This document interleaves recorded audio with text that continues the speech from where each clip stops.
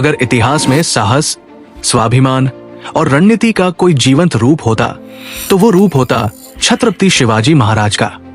शिवनेरी किले में 19 फरवरी 1630 को जन्मे इस बालक ने बचपन से ही कुछ अलग सोच रखी थी। उनकी माता जीजाबाई ने उन्हें रामायण और महाभारत की वीर कथाएं सुनाकर अन्याय के खिलाफ खड़े होने की प्रेरणा दी और यही संस्कार आगे चलकर उनके जीवन का आधार बने। उस समय भारत में मुगल और आदिल शाही सत्ता का दबदबा था। आम जनता अत्याचार सह रही थी, लेकिन एक युवा शिवाजी ने यह प्रण लिया कि वो अपनी मातृभूमि को स्वतंत्र देखे बिना नहीं रुकेगा। मात्र 16 वर्ष की आयु में तोरना किले पर विजय उनके साहस की पहली बड़ी घोषणा थी। उन्होंने पारंपरिक युद्ध पद्धति के बजाय गनिमी कावा यानी गुरिल्ला युद्ध नीति अपनाई। पहाड़ों, जंगलों और किलों का ऐसा उपयोग किया कि बड़ी से बड़ी सेना भी उनकी चालों में उलझ जाती थी। अफजल खान के साथ प्रतापगढ़ की ऐतिहासिक मुलाकात में उन्होंने अद्भुत सूझबूझ और सतर्कता दिखाई और ये साबित किया कि युद्ध केवल ताकत से नहीं, बुद्धि और धैर्य से भी जीता जाता है।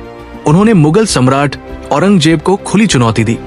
आगरा में नजरबंदी के बाद भी उनका साहस नहीं टूटा, बल्कि फल की टोकरियों में निकलकर उन्होंने दुनिया को दिखा दिया कि सच्चा नेता परिस्थिति से हारता नहीं, उसे मात देता है। शिवाजी का सपना केवल राज्य विस्तार नहीं था, बल्कि हिंदवी स्वराज्य की स्थापना था। ऐसा शासन जहां धर्म की स्वतंत्रता हो, स्त्रियों का सम्मान सुरक्षित हो और किसान प्रजा भयमुक्त जीवन जी सके। उन्होंने मजबूत प्रशासन, संगठित सेना, सशक्त नौसेना और किलों की रणनीतिक व्यवस्था बनाकर एक आदर्श शासन मॉडल प्रस्तुत किया। 1674 में रायगढ़ पर उनका राज्याभिषेक केवल एक राजकीय समारोह नहीं था, वो भारतीय आत्मसम्मान की पुनर्स्थापना का प्रतीक था।